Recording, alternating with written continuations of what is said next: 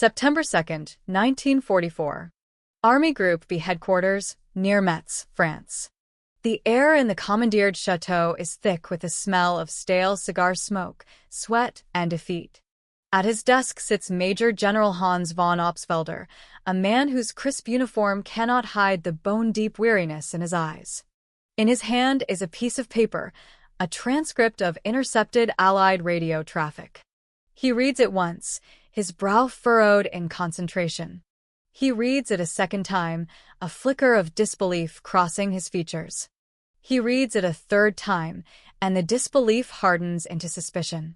Sound of a field telephone ringing faintly. He puts the paper down and summons his intelligence officer, Major Klaus Becker, a man who looks even more exhausted than the general. This is verified. Von Opsfelder's voice is a low rasp, cutting through the quiet hum of the command post. Yes, Herr General. Becker's voice is tight, professional. Tense music begins to build. We have intercepts from 3 separate sources, all confirmed by Luftwaffe aerial reconnaissance. Patton's Third Army, it has halted its advance. Von Opsfelder stares at the paper as if it might bite him. Halted. The word hangs in the air, an absurdity. Patton. Yes, sir. They're out of fuel. It seems Eisenhower is prioritizing Montgomery's northern push. General Patton has been ordered to cease all offensive operations until further notice. The Major General looks at his intelligence officer for a long, silent moment. The gears are turning in his mind, processing a move so illogical, so contrary to the brutal calculus of war, that it defies reason. Then, he says something that will be immortalized in the unit's official war diary, a testament to the sheer terror one American general inspired in the German High Command. Dramatic pause. This is a trap, he states, his voice low and certain. It has to be a trap. No one stops Patton when he is less than 125 miles from the German border. Especially not when we are in full, chaotic retreat. But it wasn't a trap. It was real. And that one decision, made hundreds of miles away in an Allied headquarters, would fundamentally alter the course of the Second World War. To understand why seasoned German commanders, men who had perfected the art of the Blitzkrieg, simply could not believe this news, you first need to understand who General George S. Patton, Jr. was in the late summer of 1944. Energetic, driving orchestral music begins. On August 1st, 1944, Patton's Third Army was officially activated in France, unleashed from the Normandy beachhead like a thunderbolt from the hand of Zeus. In the next 30 days, that single army advanced an astonishing 650 miles through German-controlled territory. That is a sustained average of over 21 miles per day, for an entire month, through hostile country. To put that in perspective, during the Blitzkrieg of 1940, long considered the gold standard of modern armored offensives, the elite German panzer divisions averaged just under 14 miles per day. Patton was moving an entire field army, complete with infantry, artillery, and a massive logistics train, 50% faster than the Wehrmacht's best units, at the absolute peak of their power. The Germans knew this. Their intelligence services tracked Patton's every move, not with professional respect, but with obsessive, primal terror. They called his army the American Panzer Spearhead, a force that seemed to ignore terrain, logistics, and even its own flanks in a relentless, blood-crazed drive toward the heart of the Reich.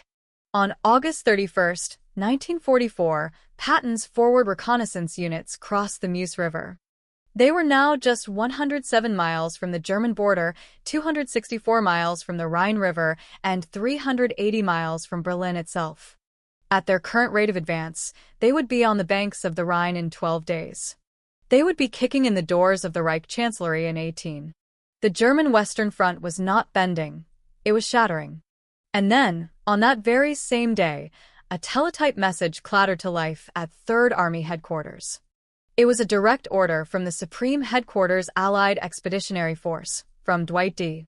Eisenhower himself. It read, "The Third Army will halt offensive operations. All available fuel supplies will be redirected to support Operation Market Garden in Holland, under the command of Field Marshal Montgomery." Patton received the order at 9:43 p.m. He immediately got General Omar Bradley, his direct superior, on the field telephone. The conversation, documented in the records of the 1st Army Group, was explosive. "You're ordering me to halt?" Patton's voice, a famously high-pitched Kentucky drawl, was dripping with incredulous rage. "Brad, we are pursuing a broken army. If I stop now, we give them time to regroup. Time we can never get back." Bradley's voice was weary. "It's not my order, George. It's Ike's. Monty needs the gas for Market Garden." Patton slammed the phone down. According to his aide-de-camp, Major Charles Codman, the general turned, his face a mask of fury, his famous ivory-handled pistols seeming to vibrate with his anger. He paced his tent before roaring, "I am 2 weeks from ending this goddamn war, and they are stopping me to give fuel to Montgomery. This isn't strategy. This is politics." Thoughtful, somber music starts. If you want to understand Eisenhower's most controversial decision of the war, type Market Garden in the comments below. But here is the critical context that Patton, in his righteous fury, failed to mention: the catastrophic problem that was keeping Eisenhower awake at night in September 1944. The Allies were facing a logistical crisis of biblical proportions. This wasn't a problem of production. American factories were churning out enough fuel, ammunition, and supplies to feed 3 entire armies on a full-scale offensive. The problem was delivery. All of that material was sitting in massive supply dumps in Normandy, between 280 and 375 miles behind the front lines. The Germans, in their retreat, had systematically destroyed every single railway line, every bridge, and every major port between Normandy and the front. Everything, every gallon of gasoline, every artillery shell, every K-ration, had to be trucked forward over roads cratered by bombs and choked with the wreckage of war. The legendary Red Ball Express, a massive, non-stop truck convoy system, was a miracle of logistics, capable of delivering 12,500 tons of supplies to the front every single day. But 3 armies on the attack needed a bare minimum of 18,000 tons. The math was brutal and unforgiving.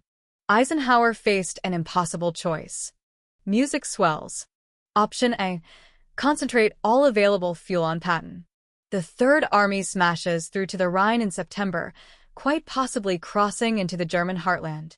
But this means Montgomery in the north and General Courtney Hodges' 1st Army in the center grind to a complete halt, their flanks exposed. Option B: divide the fuel equitably between all 3 armies. All 3 advance, but slowly, giving the Germans the one thing they desperately needed: time. Time to regroup, rearm, and establish a new, formidable defensive line. Option C: concentrate all fuel on Montgomery for Operation Market Garden, a massive, daring airborne assault designed to seize a series of crucial bridges in Holland, creating a direct highway into Germany's industrial heartland, the Ruhr Valley. Eisenhower chose option C. For over 80 years, military historians have debated whether it was a stroke of strategic genius or a disastrous, war-prolonging blunder. But in September of 1944, the Germans knew nothing of this internal Allied debate. They only knew what they saw on their maps. Patton, the unstoppable tsunami of steel, was advancing like lightning one day, and the next he had simply stopped. General von Opsfelder, his suspicion gnawing at him, sent out reconnaissance patrols. The reports that came back were stunning. Patton's divisions were static. No offensive movement. Some Sherman tanks were found literally abandoned on the side of the road, their fuel tanks bone dry. On September 4th, German signals intelligence intercepted another communication, one that must have seemed like a fever dream. Patton was on the line to Bradley, practically begging for 400,000 gallons of fuel. Bradley replied that he could only send 100,000. Patton's apoplectic response was crystal clear. With 400,000 gallons, I'm in the Rhine. With 100,000, I can barely maintain defensive positions. Von Opsfelder took this new intercept directly to Field Marshal Gerd von Rundstedt, the supreme German commander in the West. Von Rundstedt's reaction is recorded in the memoirs of his chief of staff. He looked at the report, then looked out the window and said quietly, "If Patton had continued, we would have collapsed." He wasn't exaggerating. The Wehrmacht had only 11 battered divisions holding the entire Western Front in September 1944. Patton commanded 12 divisions in his army alone. German artillery was so low on ammunition that it was rationed to 20 shells per gun per day. Patton's artillery could fire 300 shells per gun per hour.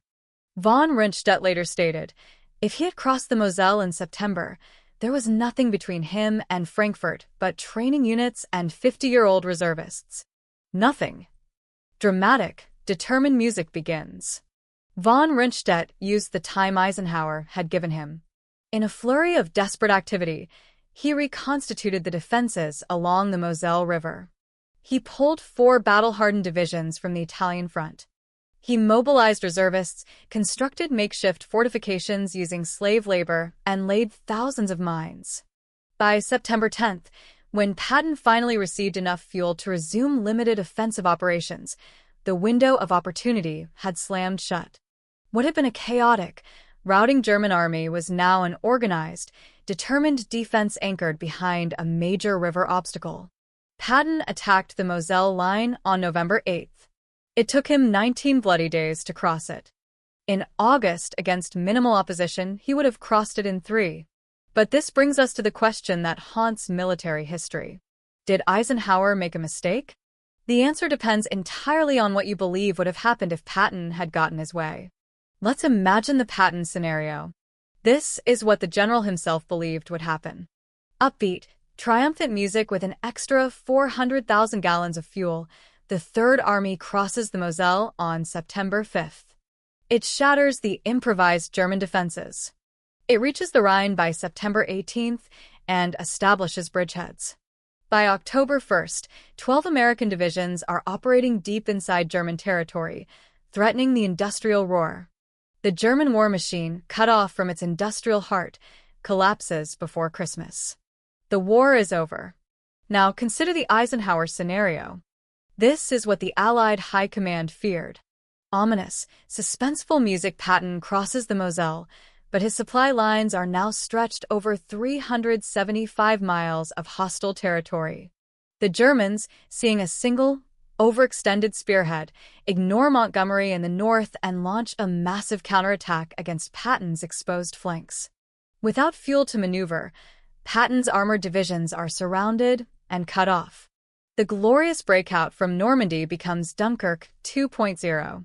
The Germans capture massive amounts of Allied equipment, their morale skyrockets, and the war is extended into 1946. If you're still watching, smash that subscribe button and ring the bell, because what the historical evidence reveals next is the heart of this entire controversy.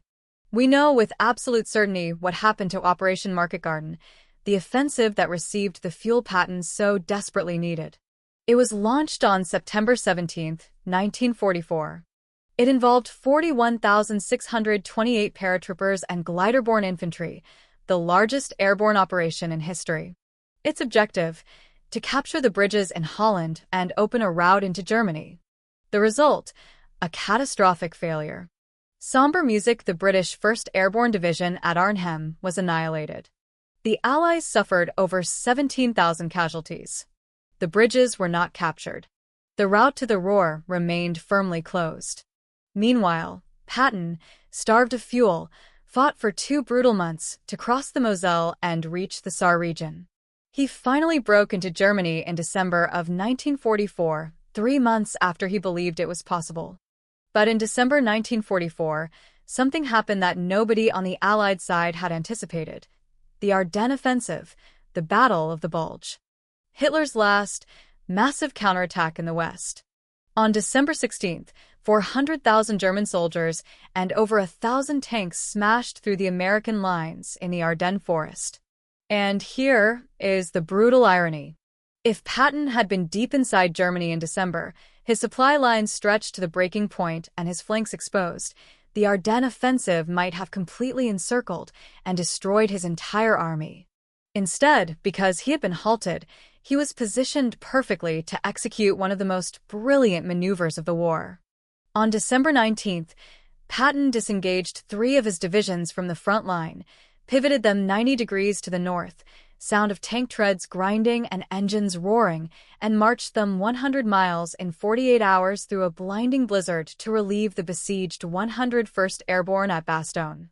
The German generals who planned the offensive had studied Patton's position and concluded that such a counterattack was logistically impossible. But it happened. After the war, in 1952, the renowned British military historian B.H. Liddell Hart interviewed 112 captured German generals. He asked them a simple question: which Allied commander did you fear the most? 73 of them gave the same answer: Patton. Not Eisenhower, not Montgomery.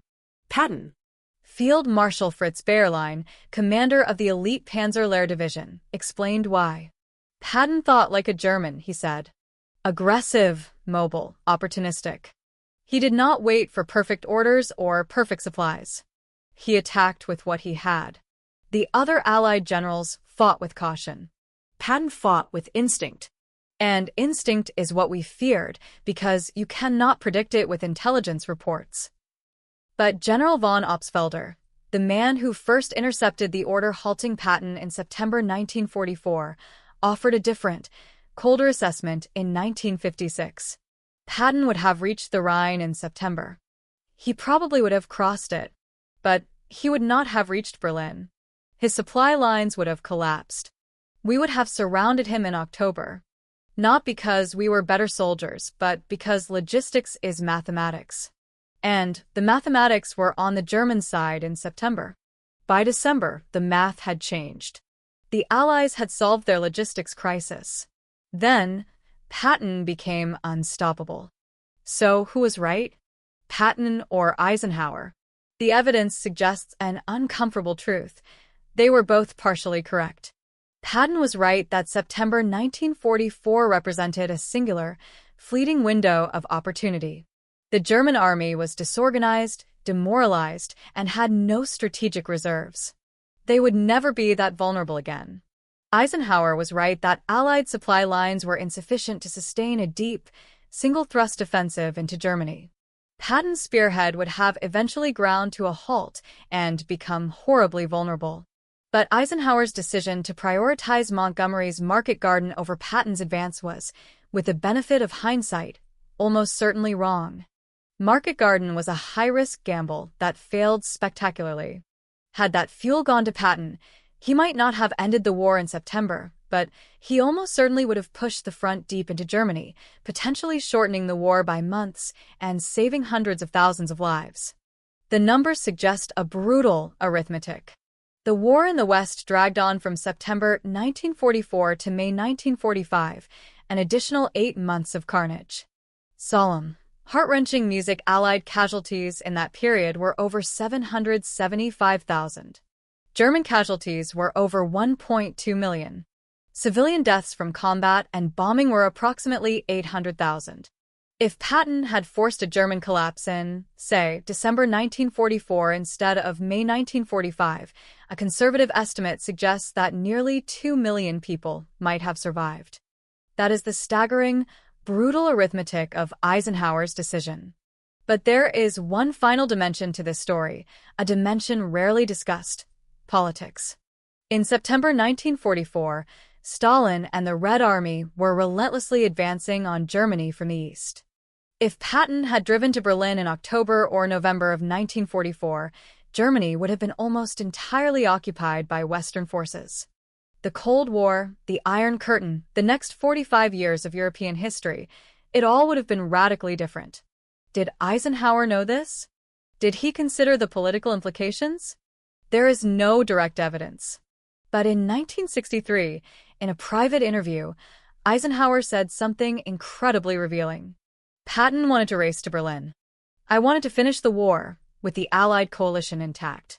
If Patton had reached Berlin before the Russians, Stalin would have seen that as a betrayal. The alliance would have collapsed, and we might have ended the war fighting Germany and the Soviet Union simultaneously. It's speculation, but it suggests that the decision to halt Patton was not just about logistics, it was about grand strategy and diplomacy on a global scale. General George S. Patton died in a car accident in Germany on December 21, 1945, just months after the war's end. He was 60 years old. In his final weeks, he wrote frustrated letters to friends, convinced the war had been ended incorrectly. In one letter dated December 7, 1945, Patton wrote, "We should have kept going to Moscow. We fought the wrong enemy." It was an extreme and deeply problematic view, but it reflects the mindset of a man who believed wars were won with speed and audacity, not with caution and compromise. The German commanders never stopped being bewildered by the decision to halt him. Von Rundstedt called it the miracle of September. Von Opsfelder wrote in his memoirs, "If the Americans had just let Patton advance, the war would have ended in 1944.